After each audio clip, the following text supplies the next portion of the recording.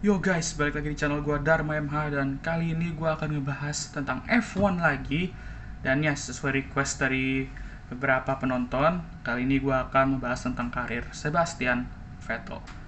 Tapi kali ini gue nggak akan ngebahas ke seluruh karirnya dari awal sampai sekarang ya. Jadi gue hanya bahas saat karir dia bersama Red Bull saja, karena waktu gue bisa dibilang nggak cukup ya untuk ngebahas seluruh karir Sebastian Vettel. Dan kali ini gue akan ngebahas tentang karir Sebastian Vettel bersama Red Bull, karena Sebastian Vettel bersama Red Bull ini merupakan salah satu kombinasi yang pernah mendominasi F1 di tahun 2010 sampai 2013. Dan ya, tanpa basa-basi langsung saja kita mulai.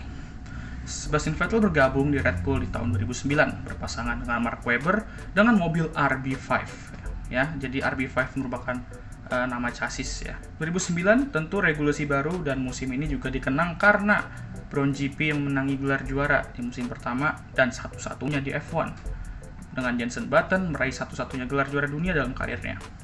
Lalu, bagaimana dengan Vettel dan Red Bull? Vettel mengakhiri 2009 sebagai runner-up dengan meraih 4 kali kemenangan, 4 kali pole positions, dan 8 kali podium. Musim yang cukup baik sebenarnya ya, jadi bukan musim yang buruk lah tentunya ya, karena ini juga merupakan musim keduanya Vettel sebagai full-time driver di F1. Dan sebenarnya dia dan Red Bull tuh hanya telat panas di musim 2009 ini, dan Brown GP itu udah panas duluan dan menurun di pertengahan dan akhir musim. Memasuki musim 2010, Red Bull datang di tahun 2010 sebagai tim tercepat dengan RB6-nya. Namun Red Bull dan Vettel sedikit tidak konsisten di musim ini. Kenapa gue bilang seperti itu? Karena Vettel beberapa kali mengalami berbagai macam masalah pada mobilnya, seperti balapan di Bahrain dan Korea. Ditambah lagi Vettel melakukan cukup banyak kesalahan di tahun 2010 ini, seperti Australia dan Turki.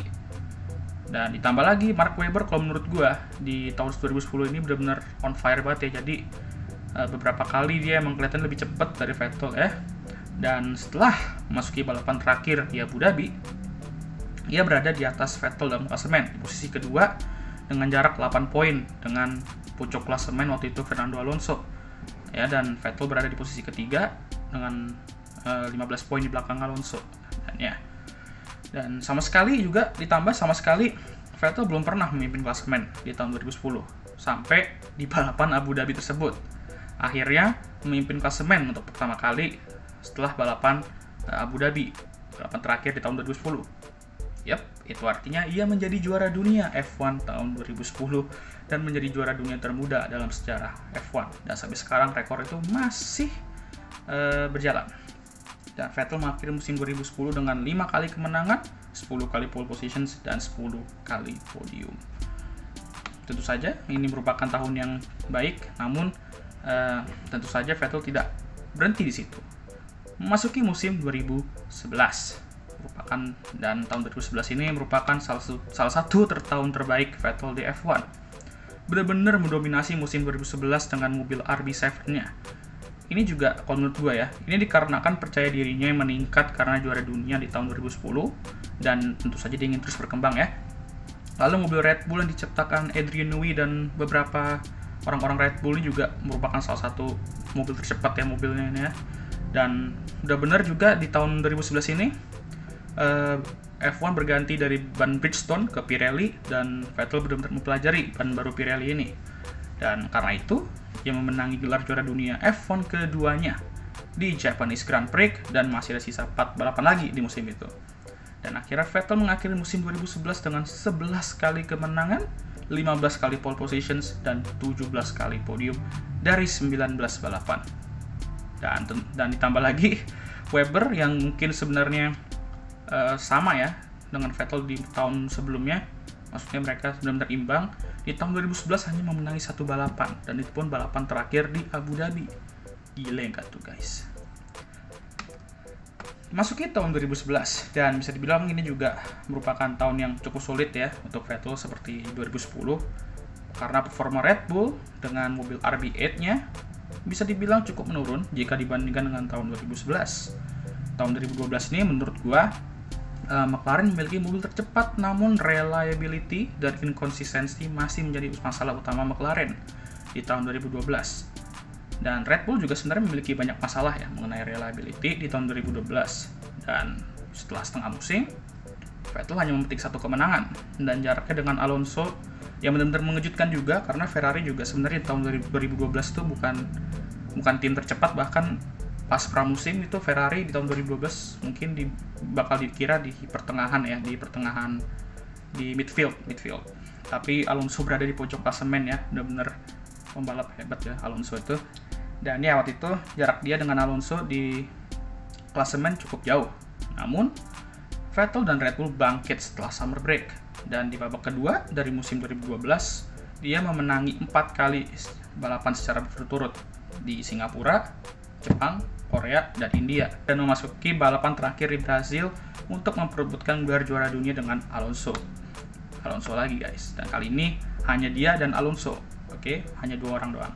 Dan Vettel memang sebenarnya lebih diunggulkan ya untuk juara kali ini karena jaraknya dengan Alonso itu 13 poin dan menurut gue itu cukup besar, tapi ini belum tentu juga ya dia bakal juara ya walaupun poinnya jauh, tapi apapun bisa terjadi. Dan hal itu sempat muncul ya ketika Vettel mengalami start yang buruk setelah tabrakan dengan Bruno Senna dan membuat ia berada di posisi terakhir dan harus berbangkit berapa kali ya. Nah, setelah bangkit beberapa kali, ditambah dengan kondisi cuaca yang nggak bisa diprediksi, masalah radio, dan Alonso beberapa kali berada di posisi yang diinginkan, akhirnya Vettel berhasil meraih gelar juara dunia yang ketiga. Dan menurut gue ini balapan Brazil 2012 nih, Brazilian GP 2012 ini benar-benar balapan yang wow banget sih kata gue. Dan kalau menurut gue ya, ini the best race yang pernah gue tonton ya. Jadi di balapan kali ini nih, kayak dimanapun kalian lihat, lap manapun, lap berapapun, dan dimanapun pasti selalu ada action di balapan ini. Dan itulah mengapa menurut gue ini balapan yang cukup the best ya, bukan cukup the best tapi kayak balapan yang the best menurut gue. Dan mungkin ada beberapa yang nggak setuju, itu juga tidak apa-apa karena opini kalian ya berbeda-beda. Kalau menurut gue ini balapan yang terbaik. Oke, cukup bahas 2012 Brazil ya. Dan ya, akhirnya dia mengakhiri musim 2012 dengan 5 kali kemenangan, 6 kali pole positions, dan 9 kali podium. Dan ya, 2012 juga merupakan, kalau menurutku juga the best season in Formula One ya. Best season yang pernah gue tonton. Tapi ya itu ya, yang gue tonton loh ya, bukan in history. Kalau history juga sebenarnya mungkin bisa, tapi karena gue nonton F1 tuh dari tahun 2008 atau 2009, ya itulah musim terbaik F1 yang pernah gue tonton. 2013 ya, lagi-lagi merupakan salah satu tahun atau bahkan tahun terbaik Vettel dalam karirnya. Ya, menurut gue sih gitu. Karena awalnya cukup baik ya, dia mengawali musim dengan baik dengan 4 kali kemenangan di babak pertama musim. Dan tahun ini juga merupakan tahun dimana momen Multi 21 itu terjadi ya. Dan ya kalian bisa cari sendiri kasus Multi 21 itu.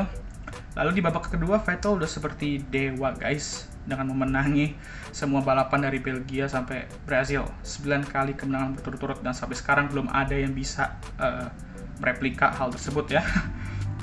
Dan ya Red Bull benar-benar membuat sebuah monster ya kata gue ya, monster cepat di tahun 2013, dan Vettel benar-benar telah menguasai RB9 tersebut.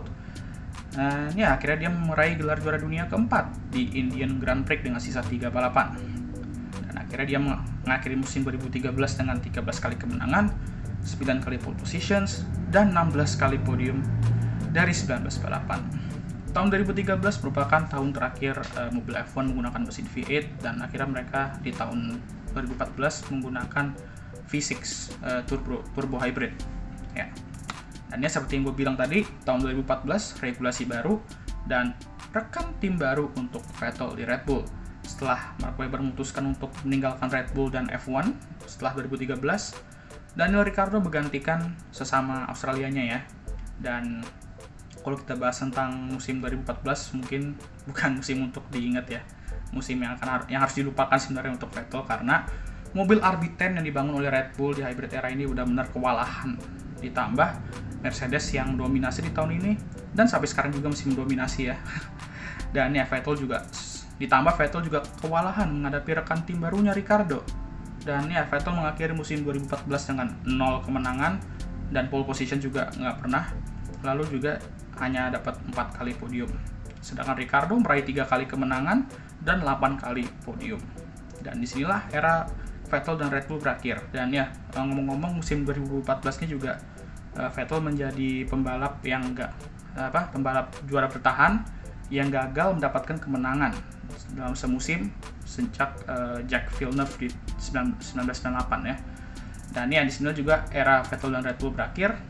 Kan Vettel akan melanjutkan karirnya bersama Ferrari di tahun 2015 yang akan gue bahas di lain waktu.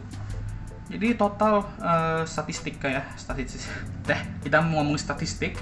Dan ya Vettel bersama Red Bull meraih 38 kemenangan, 44 pole positions, dan 64 podium selama 6 musim. Kalau menurut gue ini cukup statistik yang gelo banget sih ya. Jadi kayak 6 musim bisa meraih 4 gelar juara dunia berturut-turut lagi, terus meraih banyak sekali kemenangan, pole positions, dan podium. Benar-benar itu salah satu kombinasi yang sangat mendominasi ya. Itu saja karir Sebastian Vettel bersama Red Bull. Dan setelah musim-musim 6 musim ini, dan ini juga dan juga Vettel akan bergabung dengan Aston Martin di tahun ini. Dan gue benar-benar menunggu Sebastian Vettel bersama Aston Martin itu kayak gimana musim ini. Dan gue juga udah gak sabar banget musim ini untuk terus gue juga gak sabar musim ini untuk mulai ya. Dan ya, jangan lupa like video ini, subscribe channel gue, dan jangan lupa share video ini. Dan ya, I'll see you next time. Goodbye.